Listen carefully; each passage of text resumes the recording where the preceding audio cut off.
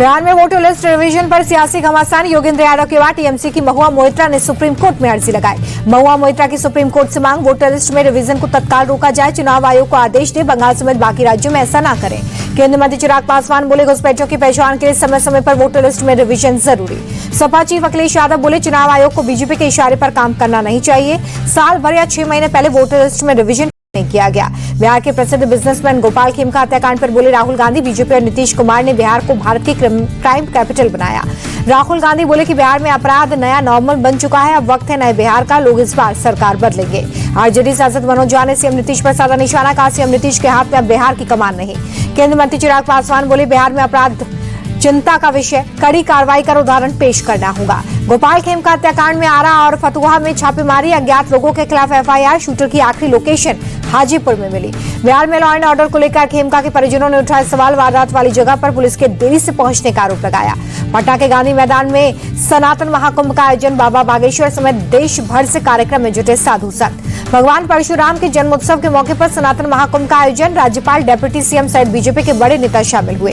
बाबा बागेश्वर ने कहा कि हमारा एक ही सपना भगवाए हिंद होना चाहिए, हमें मुसलमानों और ईसाइयों से दिक्कत नहीं। बाबा बागेश्वर बोले, जाति के नाम पर लड़ाने वाले हिंदुओं से हमें दिक्कत, बिहार के पागलों गांठ बांध लो, हम सब एक हैं।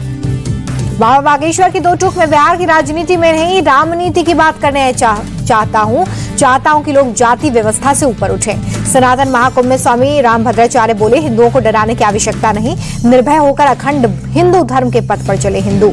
स्वामी रामभद्राचार्य बोले कि अयोध्या में जिस प्रकार राम मंदिर बना, उसी तरह बिहार के सीतामढ़ी में सीता का मंदिर बनेगा। महाराष्ट्र बीजेपी नेता आशीष सिलार बोले कि उद्धव और राज ठाकरे चुनाव साथ लड़ेंगे या नहीं, इसका फैसला उनका है। आशीष सिलार बोले कि पहलगाम में आतंकियों ने धर्म पूछकर गोली मारी, एमएनएस वाले भाषा के आधार पर हिंदुओं को पीट रहे हैं। आशीष सिलार के बयान पर एमएनएस नेता बाला नंदगवार बोले कि बीएमसी चुनाव की वजह मराठी और गैर मराठी मुद्दे को हिंदू धर्म से जोड़ रहे हैं। बाला की तरफ से सफाई दी गई है कि एमएनएस हिंदी और गैर मराठियों के खिलाफ नहीं है, हिंदी भाषा हमारे लिए मां समान है, हम अपमान बर्दाश्त नहीं करेंगे। मराठी भाषा विवाद पर बोले छत्तीसगढ़ के डिप्टी सीएम विजय शर्मा, भाषा को लेकर विवाद और हिंसा नहीं होनी चाहिए। राज ठाकरे की भाषा पर केंद्रीय मंत्री रामदास अठावले ने जताई आपत्ति, भाषा के नाम पर थप्पड़ मारने वाली भाषा बंद होनी चाहिए।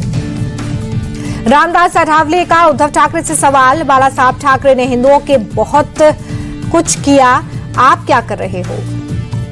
रायपुर में कल कांग्रेस की किसान जवान संविधान जनसभा, सचिन पायलट बोले, छत्तीसगढ़ में कानून व्यवस्था की हालत खराब है।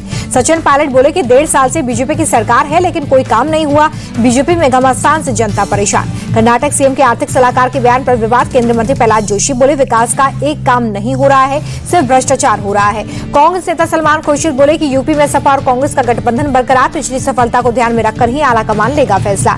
अर्जेंटीना दौरे के बाद ब्राजील पहुंचे पीएम मोदी, भारतीय समुदाय के लोगों ने किया जोरदार स्वागत। ब्राजील के रियो जी जनारो में आयोजित होने वाले 17वें ब्रिक्स सम्मेलन में हिस्सा लेंगे पीएम मोदी। चीन के प्रेसिडेंट शी जिनपिंग और रूस के राष्ट्रपति पुतिन नहीं लेंगे हिस्सा। पीएम मोदी 12वीं बार ब्रिक्स समिट का हिस्सा लेंगे। ब्रिक्स के कई सदस्य देशों के नेताओं के साथ द्विपक्षीय वार्ता भी करेंगे। पीएम मोदी ब्राजील की राजधानी भी जाएंगे, राष्ट्रपति लूला डी सिल्वा के साथ द्विपक्षीय बैठक भी करेंगे। बैठक के बाद 9 जुलाई को नामीबिया जाएंगे पीएम मोदी। 8 दिन में 5 देशों का अंतिम पड़ाव होगा। अटल बिहारी वाजपेयी के बाद 27 साल बाद नामीबिया जाने वाले पहले इंडियन प्रधानमंत्री होंगे।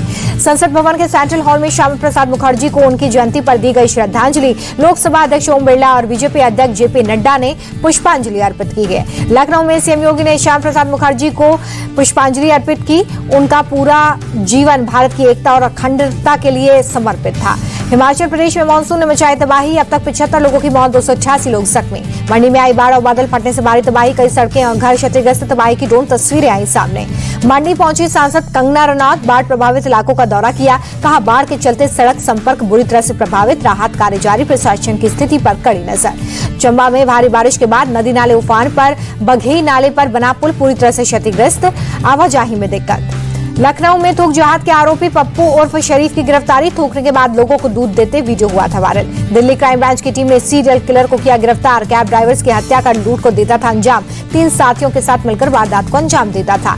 सीरियल किलर अजय लांबा की इंडिया गेट के पास से हुई गिरफ्तारी, 4 कैब ड्राइवर्स की हत्या कर चुका है।